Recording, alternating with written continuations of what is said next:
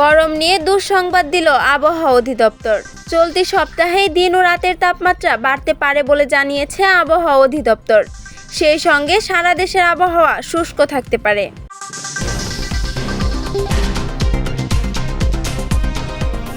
বৃহস্পতিবার 6 মার্চ সকাল 9টা থেকে পরবর্তী 72 ঘন্টার পূর্বাভাসে এসব তথ্য জানানো হয়।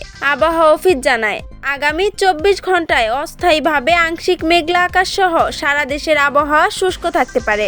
সেই সঙ্গে সারা দেশে দিন এবং রাতের তাপমাত্রা সামান্য হ্রাস পেতে পারে।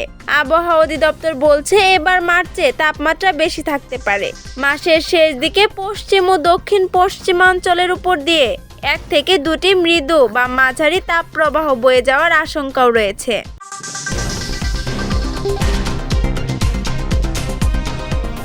মার্চের শেষ দিকে বইতে পারে 2টি তাপপ্রবাহ।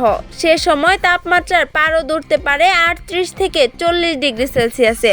আবহাওয়া অধিদপ্তরের দীর্ঘমেয়াদী পূর্বাভাস বলছে, 7 মার্চের পর থেকে ধীরে ধীরে বাড়বে তাপমাত্রা। সঙ্গে শিলাবৃষ্টি সহ কালবৈশাখী ঝড়ের পূর্বাভাসও দিয়েছে আবহাওয়া অধিদপ্তর।